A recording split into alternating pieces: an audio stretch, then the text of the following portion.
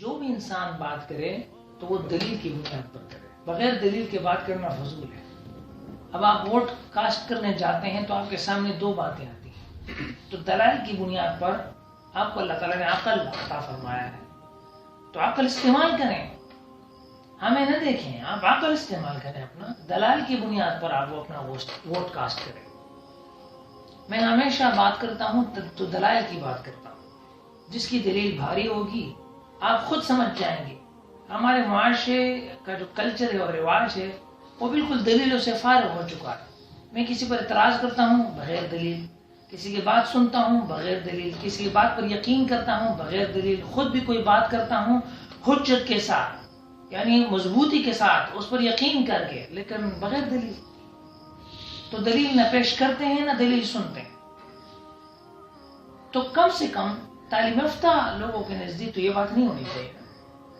وہ تو سوچے، اللہ تعالیٰ نے وہ عقل دی ہے کہ جب آپ بالفرض ووٹ کاسٹ کرنے جاتے ہیں تو آپ کے سامنے دو باتیں ہیں، ایک قرآن والا ہے، کیا اس بات پر آپ متفق نہیں ہیں کہ تمام علماء کرام قرآن والے ہیں؟ اور ایک طرف قرآن والا نہیں، ایک طرف مذہبی جماعت ہے، وہ اپنے آپ کو مذہبی سمجھتا ہے، اور ایک طرف ہے کہ وہ آپ کو اپنا مذہبی نہیں سمجھتا۔ آپ نے سنا ہوگا پاکستان کی مذہبی جماعتیں، اس کا مطلب ہے کہ پاکستان میں اور جو باقی جماعتیں ہیں وہ غیر مذہبی ہیں۔ اگرچہ یہ فقہی اصطلاح نہیں ہے ہمارے ہاں، مفہوم المخالفہ ایسے کہتے ہیں، بہرحال لیکن معاشرے میں یہ چیز موجود ہے، معاشرے میں یہ چیز موجود ہے۔ تو آپ جب بھی اعتراض کریں تو اعتراض کرنے کا آپ کے پاس قوت ہونی چاہیے۔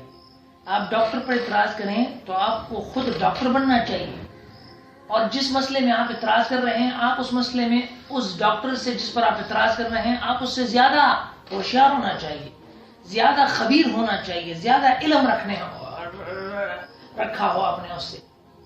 آپ ڈاکٹر نہیں ہیں تو پھر آپ ایک ڈاکٹر پر کیسے اعتراض کرتے ہیں؟ آپ ایک انجینئر نہیں ہیں تو انجینئر پر کیسے اعتراض کر سکتے ہیں؟ اسی طریقے سے اگر آپ عالم نہیں ہیں، قرآن سے آپ کا کوئی واسطہ نہیں ہے اس طرح جس طرح علماء کا ہے، آپ قرآن کو اس طرح نہیں سمجھتے جس طرح علماء کرام سمجھتے ہیں، تو آپ علماء کرام کو کس بنیاد پر آپ اعتراض کا نقطہ بناتے ہیں؟ کس بنیاد پر آپ اس کو دیکھیں؟ مولانا حضرت مولانا فضل الرحمان دامت برکاتہم العالیہ ہیں، اگر آپ اس پر اعتراض کریں گے، اور دیکھیں کمی میں نے آپ کو پہلے بتایا عیب سے کوئی خالی نہیں ہے، عیب سے کوئی خالی نہیں ہے، لیکن حضرت مولانا فضل الرحمان دامت برکاتہم العالیہ پر اگر آپ انگلی اٹھائیں گے، اعتراض کریں گے، اور معاذ اللہ نہ جانے کن کن القابات سے آپ ان کو نوازیں گے، تو یاد رکھیں اس کے پیچھے جو پاکستان کے 95% علماء کرام ہیں، یہ سب یہ تمام باتیں پھر ان علماء کرام پر بھی لاگو ہوں گی، کیونکہ وہ اس کا ساتھ دے رہے ہیں، اور وہ ساتھ صرف عقیدت کی وجہ سے مجھے دیکھیں، میں حضرت مولانا فضل الرحمان دامت برکاتہم العالیہ صرف عقیدت کی وجہ سے اس کو نہیں مانتا، دلائل کی روشنی میں مانتا ہوں، دلائل کی روشنی میں مانتا ہوں کہ وہ جو کچھ کرتے ہیں وہ اسلام کی بھلائی کے لیے کرتے ہیں، ملک قوم کی بھلائی کے لیے کرتے ہیں۔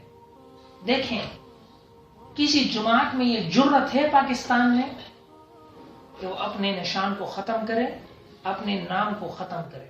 کسی جماعت میں یہ جرت ہے کہ ملک و قوم کی خدمت کے لیے وہ اپنے نشان کو ختم کرے، اپنے جھنڈے کو ختم کرے؟ نہیں کسی کے، لیکن متحدہ مجلس عمل نے یہ ثبوت بھی دے دیا کہ جماعت اسلامی نے اپنے جھنڈے کو اپنے تک محدود کر دیا، اپنے ترازو جو ان کا نشان ہے وہ بھی ہٹا دیا، صرف اور صرف سب کے سب کتاب پر ان کا خدمت اور دین کی خدمت کے لیے کتاب پر اجماع کیا۔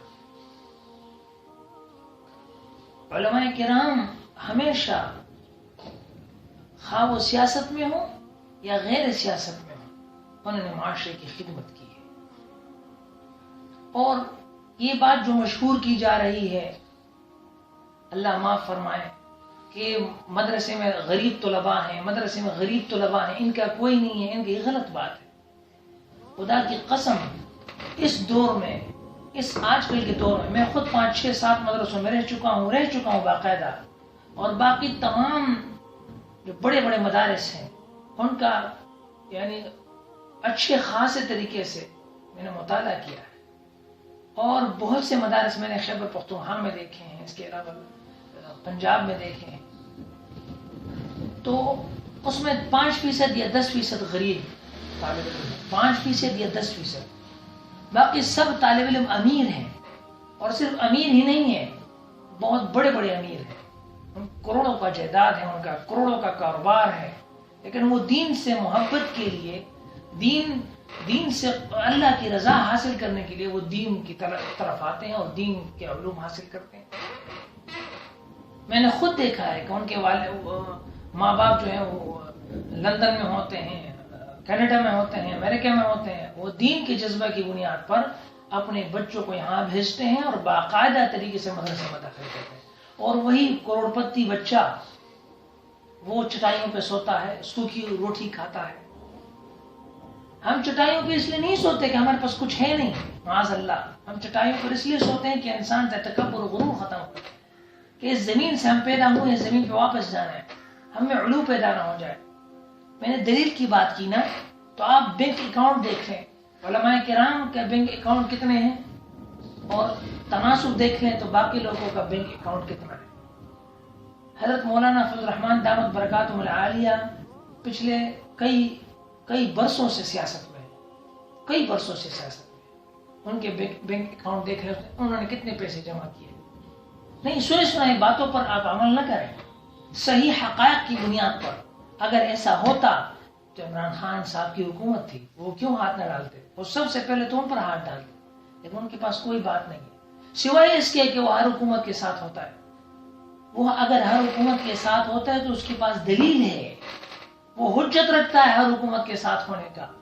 آپ یہ کہہ سکتے ہیں کہ وہ ہر حکومت کے ساتھ ہے، تو یہ کیوں نہیں کہتے کہ ہر حکومت اس کا ساتھ دیتی ہے، یعنی ہر حکومت اس کو اپنے ساتھ شامل کرنا چاہتی ہے، یہ کیوں نہیں کہتے؟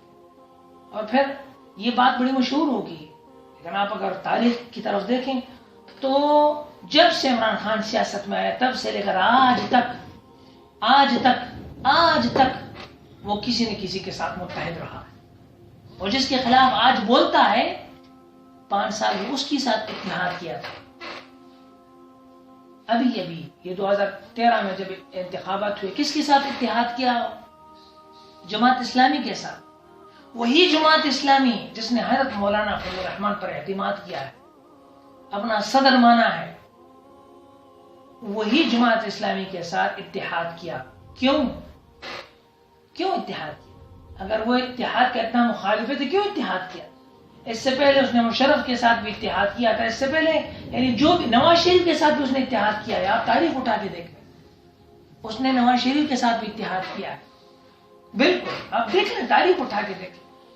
لیکن ہماری میڈیا صرف وہی باتیں شو کرتی ہے۔ میں یہ نہیں کہتا، اللہ ماشاءاللہ اچھے لوگ ہر جگہ ہوتے ہیں، اچھے لوگ، خدا سے ڈرنے والے لوگ ہر جگہ ہوتے ہیں، لیکن اکثریت اسلام مخالف ہے۔ اکثریت یہ نہیں چاہتی کہ پاکستان میں اسلام آئے، کیونکہ پاکستان میں اگر اسلام آ گیا تو یہ گانے ختم ہو جائیں گے، فلمیں ختم ہو جائیں گے، ڈرامے ختم ہو جائیں گے، بے حیائی ختم ہو جائے گی، یہ عریانی، یہ فحاشی، یہ زناکاری، شراب نوشی، یہ سب کچھ ختم ہو جائے گا، امن و امان، اور یہ جو امیر ہو رہا ہے اور غریب ہو رہا ہے، یہ نظام ختم ہو جائے گا۔ اسلام کا قانون ہی ایسا ہے۔ پچھلے 70 سال سے ہم روڈ کو ووٹ دیتے ہیں، ہسپتال کو ووٹ دیتے ہیں،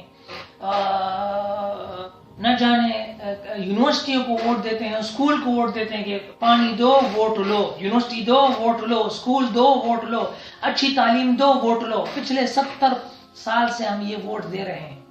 ان 70 سال میں آپ نے مجھے بتائیں ہمیں کیا ملا؟ اس لیے آپ ایک نظریے کو ووٹ دیں، اور نظریہ قرآن و سنت کا ہی ہوتا ہے۔ عمران خان کا نظریہ کیا ہوگا؟